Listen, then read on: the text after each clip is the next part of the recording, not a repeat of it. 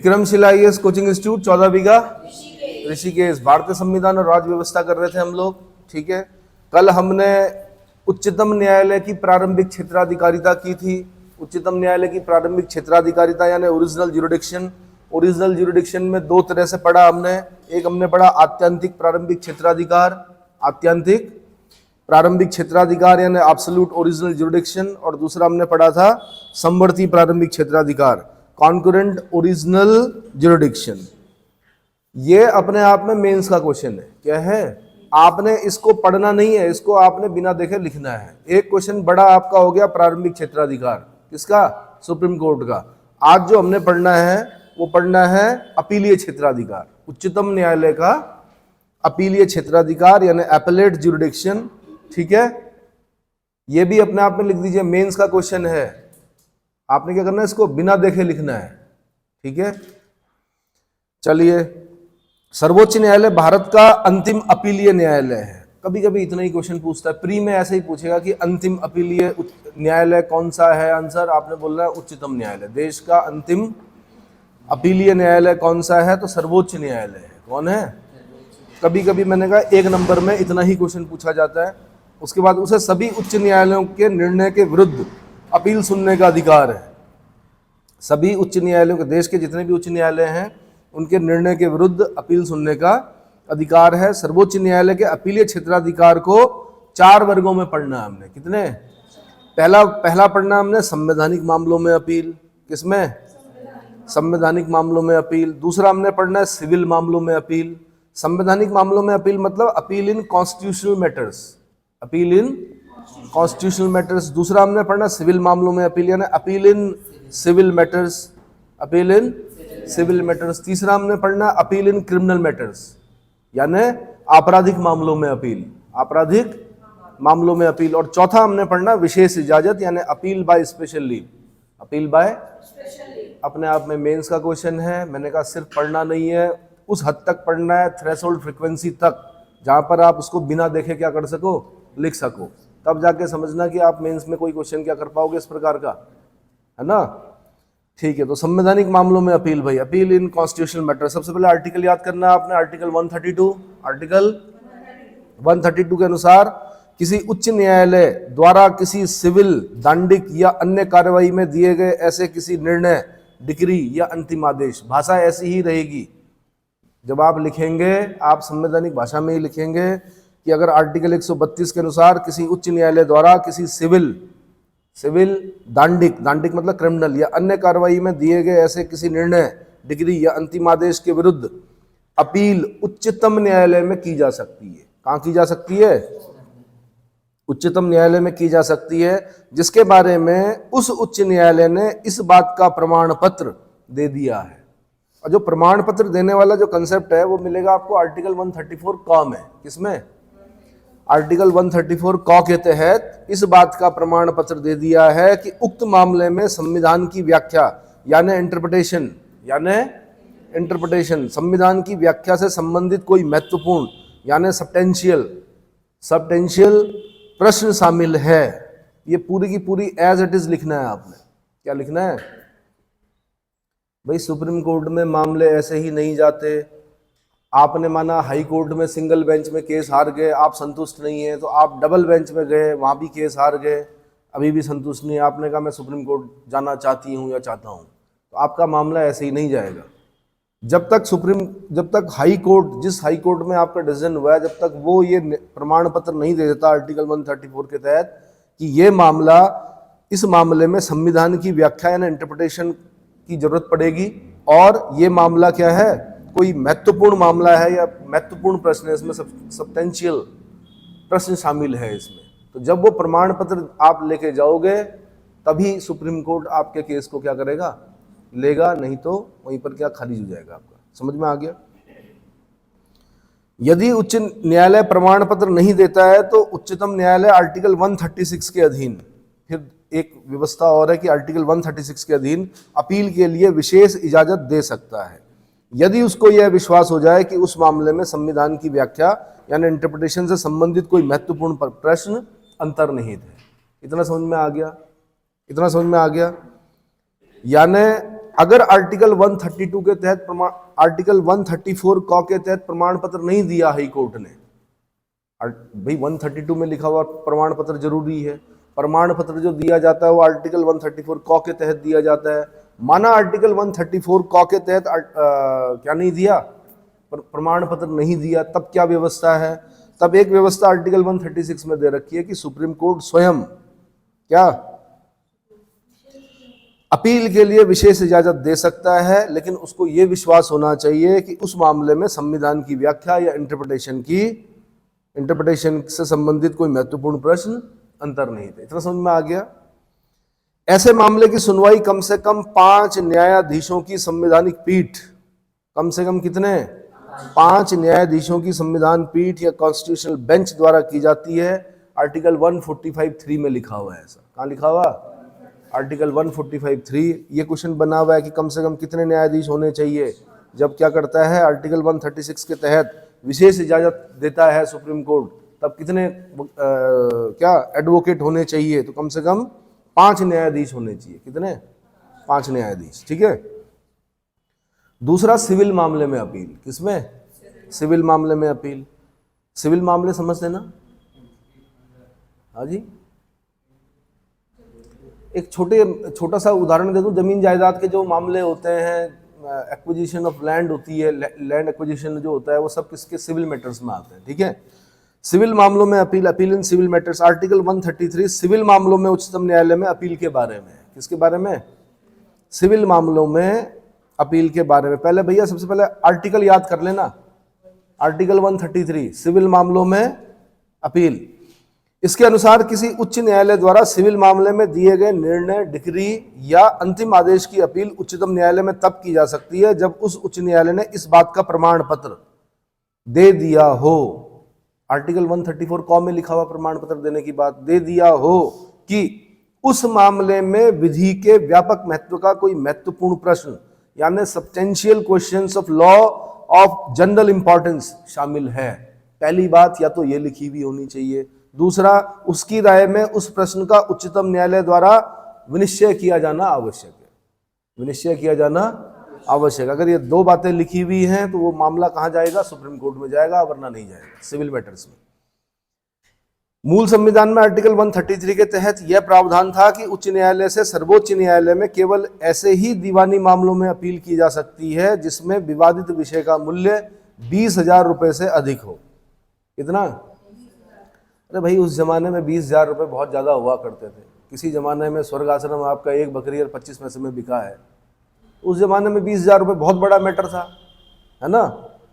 तो ये चीज़ अब ज़्यादा लंबी तो चल नहीं सकती थी, वरना तो 20-20 हज़ार रुपये के मामले तो क्या, मेरे ख्याल से करोड़ों मामले पहुंच जाते हैं अभी तक सुप्रीम कोर्ट में। तो क्या हुआ कि 30वें संविधान संशोधन अधिनियम 1972 द्वारा 1972 के द्वारा सिविल मामलों में उच्च न्यायालय से उच्चतम न्यायालय में अपील के लिए धनराशि की सीमा को समाप्त कर दिया गया।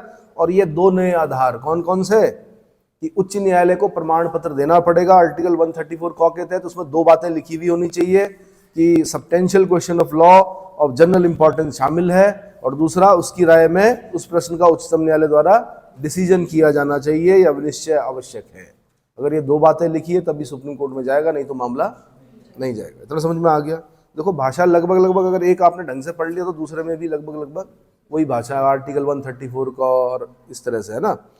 आर्टिकल 133 के 3, आर्टिकल 133 के 3 मतलब आर्टिकल 133 ब्रैकेट में फिर 3, ठीक है, क्लॉज 3 के अनुसार उच्च न्यायालय के किसी एक न्यायाधीश द्वारा किसी सिविल मामले में दिए गए निर्णय, डिक्री या अंतिम आदेश की अपील उच्चतम न्यायालय में नहीं होगी जब तक संसद ने विधि द्वारा भिन्न व्यवस्था न कर दिया हो।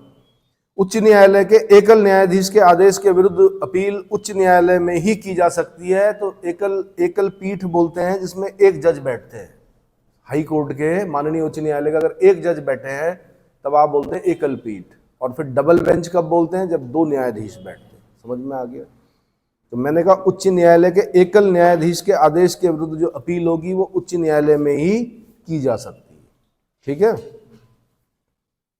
सुप्रीम कोर्ट तभी जाएगी जब क्या लिखा होगा? उच्च न्यायालय ने प्रमाण पत्र दे दिया हो कि उस मामले में विधि के व्यापक महत्व का कोई महत्वपूर्ण प्रश्न या सारवान प्रश्न अंतर्वलित है, ये शब्द पकड़ने पड़ेंगे आपको अगर आपने लिखना है तो। सारवान प्रश्न अंतर्वलित है या कोई महत्वपूर्ण प्रश्न शामिल है ना, और उच्चतम न्यायालय द्वारा उसका विनिश्चय किया जाना आवश्यक है, ठीक है। तीसरा मामला होता है आपराधिक मामले में अपील। किसमें? सबसे पहले आर्टिकल याद करना। आपराधिक मामले में अपील के लिए आर्टिकल 134 134 आपराधिक मामलों में अपील संबंधी प्रावधान आर्टिकल 134 में दिया गया है। किसमें दिया गया है? आर्टिकल 134 में दिया गया है। इसके अनुसार किसी उच्च न्यायालय द्वारा किसी आपराधिक कार्यवाही में दिए गए किसी निर्णय, आपराधिक कार्यवाही में दिए गए किसी निर्णय, आदेश या दंडादेश की अपील उच्चतम न्यायालय में निम्नलिखित दशाओं में हो सकती है। नंबर 1, उच्च न्यायालय ने अधीनस्थ न्यायालय के दोष मुक्ति के आदेश को अपील में उलट दिया हो और अभियुक्त को दोष सिद्ध करते हुए मृत्युदंड दे दिया हो। पहले ये समझ लो कि दांडिक विषय में कौन कौन सी दशाएं होंगी कि वो सुप्रीम कोर्ट में जाएगा। दरअसल क्या है कि माना किसी डिस्ट्रिक्ट कोर्ट में कोई मामला चल रहा था, डिस्ट्रिक्ट कोर्ट में उस आपराधिक मामले में उस अभियुक्त को दोष मुक्त क्या कर दिया? दोष मुक्त कर दिया। किसने? डिस्ट्रिक्ट कोर्ट ने। अब क्या हुआ कि उच्च न्यायालय ने, माना वो मामला फिर उच्च न्यायालय में गया, हाई कोर्ट में गया। हाई कोर्ट ने क्या किया कि डिस्ट्रिक्ट कोर्ट के दोष मुक्ति के आदेश को क्या कर दिया? उलट दिया और क्या दे दिया? मृत्युदंड दे दिया। अरे भाई ऐसे कैसे हो गया? डिस्ट्रिक्ट कोर्ट ने तो क्या कर दिया था? बरी कर दिया था उसको। बाइज्जत बरी बोलते हैं, क्या बोलते हैं, है ना, बाइज्जत बरी कर दिया। और हाई कोर्ट के पास, क्योंकि जो दूसरा पक्ष था वो हाई कोर्ट लेके गया, तो पता चला वहां पे मृत्युदंड दे दिया हाई कोर्ट ने। तो ऐसा मामला सुप्रीम कोर्ट में जाएगा। क्या जाएगा? सुप्रीम कोर्ट में जाएगा। तो मैं एक बार फिर पढ़ रहा हूं कि उच्च न्यायालय ने, अधीनस्थ न्यायालय ने सबऑर्डिनेट कोर्ट के दोष मुक्ति यानी एक्विटल प्रशासन, ये आपने न्यायिक शब्दावली भी पढ़नी है भाई। अगर आपका हाई कोर्ट का कोई पेपर होता है तो वहां पर न्यायिक शब्दावली आती है। कहीं पर प्रशासन संबंधी जो पेपर होते हैं वहां पर प्रशासनिक शब्दावली आती है हिंदी में। समझ में आ रहा है? एक बार पूछ लिया उन्होंने, पासपोर्ट को हिंदी में क्या बोलते हैं? हाँ जी, पारपत्र। बिल्कुल, वेरी गुड। चलो, है ना, पासपोर्ट, ठीक है। तो उच्च न्यायालय ने अधीनस्थ न्यायालय के दोष मुक्ति के आदेश को अपील में उलट दिया हो तथा अभियुक्त को दोष सिद्ध करते हुए मृत्युदंड दे दिया हो। क्या दे दिया हो? पहला मामला, पहला तो दशा ये हो सकती है। दूसरी दशा क्या होगी? उच्च न्यायालय ने अपने किसी अधीनस्थ न्यायालय से मामले को विचार के लिए अपने पास मंगाया हो और मामले पर विचारोपरांत अभियुक्त को दोष सिद्ध यानी कन्विक्टेड करते हुए मृत्युदंड दे दिया हो। यानी दूसरी दशा ये हो सकती है कि कोई मामला डिस्ट्रिक्ट कोर्ट में चल रहा था, हाई कोर्ट ने उसको अपने पास मंगाया, हाई कोर्ट ने अपने पास मंगाकर क्या कर दिया? मामले में विचार किया और अभियुक्त को दोष सिद्ध करते हुए क्या कर दिया? मृत्युदंड दे दिया। मतलब डिस्ट्रिक्ट कोर्ट ने कुछ नहीं किया था उसमें डिसीजन, उससे पहले ही हाई कोर्ट ने अपने पास मंगा दिया, है ना। क्या किया? अपने पास मंगा दिया, साथ में मृत्युदंड, कैपिटल पनिशमेंट दे दिया। समझ में आ गया? दोष सिद्ध बोलते हैं कन्विक्टेड को, ठीक है। तीसरी दशा क्या हो सकती है? उच्च न्यायालय ने यह प्रमाणित कर दिया हो कि मामला सर्वोच्च न्यायालय में अपील योग्य है। मामला सर्वोच्च न्यायालय में अपील योग्य अगर यह प्रमाणित कर दिया तो ठीक है। आर्टिकल 134(2) के तहत उच्चतम न्यायालय को आपराधिक मामलों में अपील ग्रहण करने और सुनने के लिए अतिरिक्त शक्ति यानी फर्दर पावर प्रदान कर सकती है तथा उसके लिए शर्तें और परिसीमाएं यानी कंडीशंस एंड लिमिटेशंस नियत कर सकती है। अगर आपको कभी ये क्वेश्चन पूछ ले कि सुप्रीम कोर्ट को आपराधिक मामलों में अपील ग्रहण करने और सुनने के लिए, अपील ग्रहण करने, अभी तक भाई इतने ही तरीके हैं अपील ग्रहण करने के और सुनने के, लेकिन अगर इनको और बढ़ाना है, आपने क ख ग पढ़ लिया, A B C पढ़ लिया, अगर इसमें D और E और जोड़ना है, माना कौन जोड़ेगा? संसद जोड़ेगी। क्या जोड़ेगी? तो संसद आर्टिकल 134(2) के तहत उच्चतम न्यायालय को आपराधिक मामलों में अपील ग्रहण करने और सुनने के लिए अतिरिक्त शक्ति यानी फर्दर पावर प्रदान कर सकती है। उल्टा पूछेगा कौन कर सकती है? आंसर संसद। तथा उसके लिए शर्तें और परिसीमा यानी कंडीशंस एंड लिमिटेशंस नियत कर सकती है। इतना समझ में आ गया? ठीक। चौथा है विशेष इजाजत यानी appeal by special leave. Article 136 के तहत विशेष इजाजत से उच्चतम न्यायालय में अपील किए जाने का प्रावधान किया गया। अपील किए जाने का, अपील की इजाजत स्वयं उच्चतम न्यायालय अपने विवेकानुसार प्रदान करता है। यहां पे एक शब्द पढ़ना है आपने, in its discretion, in its discretion. Appeal की इजाजत स्वयं उच्चतम न्यायालय अपने विवेकानुसार। जब विवेकानुसार आप यहाँ पे बोलेंगे तो आप साथ में ऑब्लिक करके बोलेंगे इन इट्स डिस्क्रिशन, प्रदान करता है। उच्चतम न्यायालय को यह शक्ति असाधारण और गंभीर मामलों में हस्तक्षेप करने के प्रयोजन से प्रदान की गई है। असाधारण और गंभीर मामलों को हाईलाइट करना है आपने, असाधारण और गंभीर मामलों में हस्तक्षेप करने के प्रयोजन से प्रदान की गई। क्लियर हो गया? आर्टिकल 136 के अनुसार उच्चतम न्यायालय अपने विवेकानुसार भारत के किसी भी न्यायालय या अधिकरण ट्रिब्यूनल द्वारा दिए गए किसी निर्णय, डिक्री, अवधारण यानी डिटर्मिनेशन, दंडादेश यानी सेंटेंस या आदेश की अपील के लिए विशेष इजाजत दे सकता है। क्या कर सकता है? विशेष इजाजत दे सकता है। परंतु यह प्रावधान सशस्त्र बलों से संबंधित किसी न्यायालय या अधिकरण द्वारा दिए गए किसी निर्णय, अवधारण, दंडादेश या आदेश पर लागू नहीं होता है। अतः सैनिक न्यायालयों के निर्णय के विरुद्ध सर्वोच्च न्यायालय में अपील के लिए विशेष इजाजत नहीं दे सकता। इतना समझ में आया? कितना आया? तेजी से पढ़ा मैंने, क्या पकड़ पाए? एक बार फिर बोल देता हूं कि अनुच्छेद 136 के अनुसार उच्चतम न्यायालय अपने विवेकानुसार भारत के किसी भी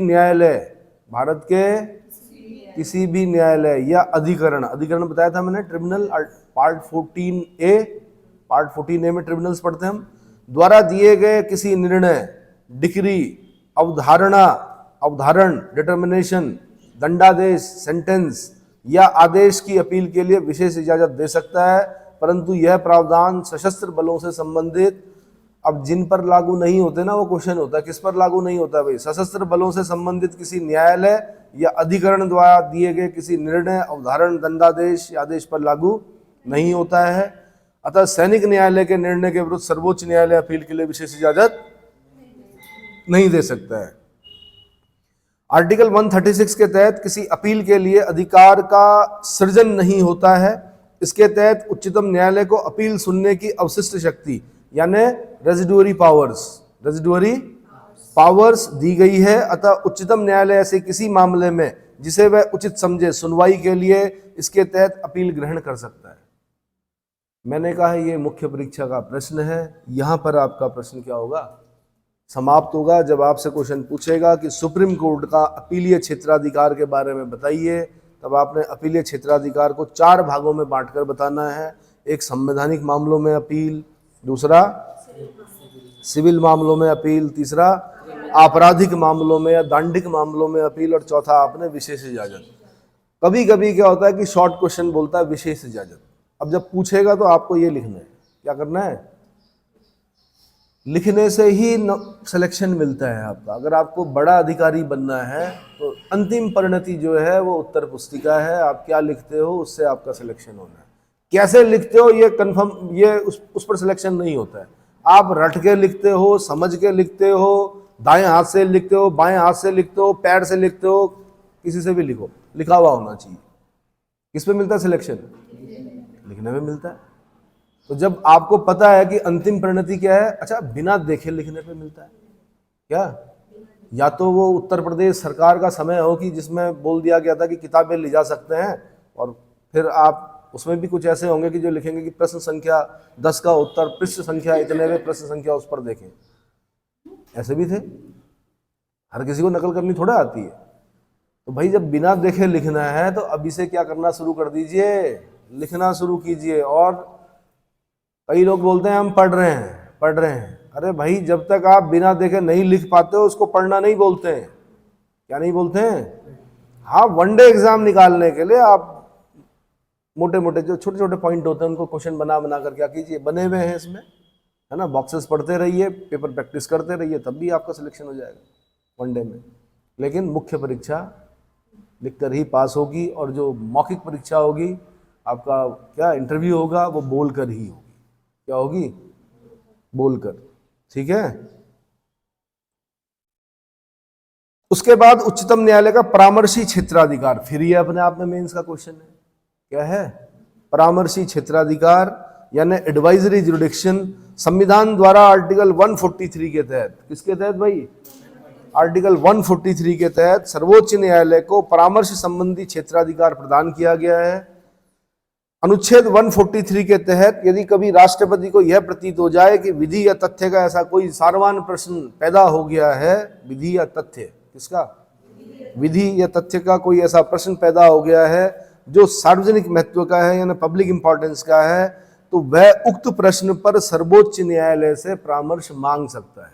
क्या कर सकता है, सर्वोच्च न्यायालय से परामर्श मांग सकता है। भाई राष्ट्रपति ने बहुत बार परामर्श मांगा है, क्या किया है, क्या किया भाई। अगर मैं आपसे बोलूं कि राष्ट्रपति को कब कब लगा ऐसा कि कोई विधि का ऐसा प्रश्न अंतर्वलित है जिसमें क्या सर्वोच्च न्यायालय की राय प्राप्त करना समीचीन होगा या जो सार्वजनिक महत्व का पब्लिक इंपॉर्टेंस का है, तो मामले में बता दूं कि 1951 में इनरी दिल्ली लॉज एक्ट यानी दिल्ली विधि अधिनियम के मामले को राष्ट्रपति द्वारा परामर्श के लिए भेजा गया। क्या भेजा गया, 1952 में इनरी सी कस्टम एक्ट के मामले में राष्ट्रपति द्वारा सर्वोच्च न्यायालय से राय मांगी गई। 1956 में इनरू बेरुबारी मामले में, बड़ा इंपॉर्टेंट है बेरुबारी मामला, कौन सा, बेरुबारी जो केस है, इनरी बेरुबारी के मामले में 1956 में राष्ट्रपति ने भेजा। 1958 में इनरी केरल एजुकेशन विधेयक को भेजा। 1965 में केशव सिंह के मामले को भेजा। 1974 में इनरी प्रेसिडेंशियल पोल यानी राष्ट्रपति चुनाव के मामले को भेजा। 1978 में इनरी स्पेशल कोर्ट रेफरेंस के मामले को भेजा। किसको भेजा, इनरी स्पेशल कोर्ट रेफरेंस के मामले को भेजा। 1991 में कावेरी जल विवाद अधिकरण के मामले को भेजा। किसको, मैंने बताया था ना, कावेरी जल विवाद, दक्षिण के राज्यों के बीच में बहुत बड़ा विवाद था, अभी भी है हल्का फुल्का। 1993 में अयोध्या मंदिर के मामले को भेजा। किसको भेजा, 1998 में उच्चतर न्यायालयों के न्यायाधीशों की नियुक्ति और स्थानांतरण के मामले को भेजा। किसको, न्यायाधीशों की नियुक्ति और स्थानांतरण के मामले को भेजा। अब मैंने आपको कहा नहीं 1998 से चल रहा था ये प्रोसेस। अब बाद में क्या हुआ, मोदी सरकार जब बनी तो वहां पर मैंने आपको बताया कि न्यायिक नियुक्ति आयोग बना। क्या बना, न्यायिक नियुक्ति आयोग में कुछ ऐसे प्रावधान थे जिसमें जजों की नियुक्ति थी उसमें विधि मंत्री का भी हस्तक्षेप हो रहा था, उसमें लीडर ऑफ अपोजिशन शायद उसका भी हस्तक्षेप हो रहा था। तो भाई फिर सुप्रीम कोर्ट ने क्या कहा, सुप्रीम कोर्ट ने कहा ये असंवैधानिक है, ये संविधान के मूल ढांचे को नष्ट करने वाला है, और वो फिर क्या हो गया, न्यायिक नियुक्ति आयोग।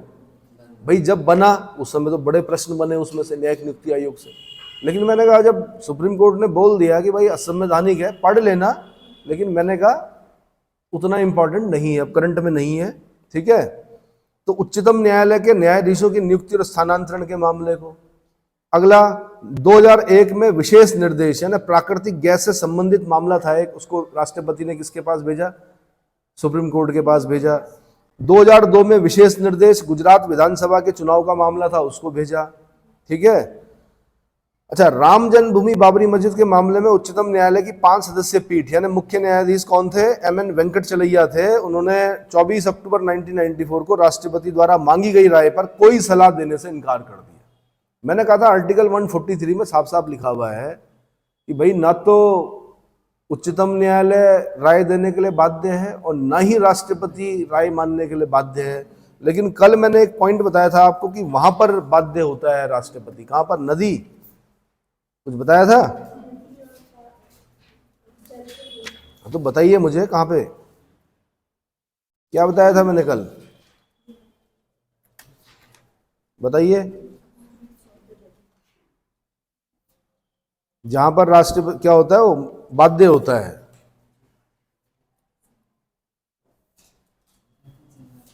अरे बताया था कल, क्या था बताइए, पढ़ के बताइए,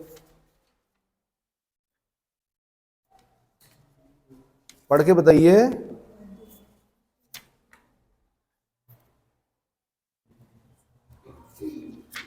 क्या बताया था? नदी विवाद, नदी जल विवाद आ जाएगा, अभी बता रहा हूं मैं। आर्टिकल 143। अच्छा, इतने मामले मैंने बता दिए आपको कि ये सब मामले कहाँ गए थे भाई? राष्ट्रपति के पास, सॉरी सुप्रीम कोर्ट। राष्ट्रपति ने सुप्रीम कोर्ट को भेजे थे कि इस पर अपनी राय दीजिए। लेकिन जो राम मंदिर वाला मामला था, राम जन्मभूमि बाबरी मस्जिद वाला मामला, उसमें मना कर दिया था, सलाह देने से इनकार कर दिया था। इतना समझ में आ गया? ठीक है। उच्चतम न्यायालय राष्ट्रपति को परामर्श तभी देता है जब वह ऐसा परामर्श मांगता है। जब वह ऐसा परामर्श मांगता है, वह स्वप्रेरणा पर परामर्श नहीं दे सकता, नहीं देता है। राष्ट्रपति सर्वोच्च न्यायालय द्वारा दिए गए परामर्श को मानने के लिए बाध्य नहीं है। इसी प्रकार सर्वोच्च न्यायालय भी राष्ट्रपति को परामर्श देने के लिए बाध्य नहीं है। आर्टिकल 143 खंड 2, आर्टिकल 143 खंड 2 के तहत राष्ट्रपति को अधिकार है कि वह संविधान के लागू होने के पूर्व किसी संधि, समझौते आदि के संबंध में उठे विवादों को सर्वोच्च न्यायालय के पास उसकी सम्मति जानने के लिए भेज सकता है। इसके अंतर्गत प्रमुख रूप से 1947 और 1950 के बीच भारत सरकार और देशी रियासतों के समझौते आते हैं। प्रिंसली स्टेट्स के बीच में जो समझौते हुए थे वो आते हैं। ऐसे विवादों में न्यायालय के लिए परामर्श देना अनिवार्य है। ये था भाई, वो क्या था? ऐसे मामलों में सुप्रीम कोर्ट को परामर्श देना अनिवार्य है, किंतु न्यायालय के परामर्श को स्वीकार करना या अस्वीकार करना राष्ट्रपति के विवेक पर निर्भर करता है। इस पर राष्ट्रपति के, ऐसा हुआ ना भाई, आप तो टिहरी डिस्ट्रिक्ट में बैठे हो भाई, आपको पता है कि देश आजाद हो गया था 47 में। टिहरी रियासत थी, राजा थे यहाँ पे। कौन थे? हाँ जी, राजा मानवेंद्र शाह थे। ठीक है, क्या हुआ? देश आजाद हो गया, लेकिन टिहरी रियासत अपनी बनी रही। तो टिहरी रियासत का विलय क्या हुआ? बाद में हुआ। कब हुआ? डेट के साथ टिहरी डिस्ट्रिक्ट में बैठे हैं ना? हाँ बताइए, चेक कर लिया 1949 में। ठीक है, तो भाई समझौते हुए होंगे ना भारत संघ के साथ, प्रिंसली स्टेट्स के भारत संघ के साथ समझौते हुए होंगे। अगर उनसे संबंधित विवाद पर राष्ट्रपति ने सुप्रीम कोर्ट से राय मांग ली तो सुप्रीम कोर्ट बाध्य है राय देने के लिए। क्या है? बाध्य है। बाकी राष्ट्रपति बाध्य नहीं है उसकी दी गई राय को मानने के लिए, पर सुप्रीम कोर्ट ऐसे मामलों में राय देने के लिए क्या है? बाध्य है। कल भी मैंने कोई पॉइंट बताया था आपको, देखिए वो क्या है। हाँ जी, हाँ जी, ठीक है। यहां पर क्या था?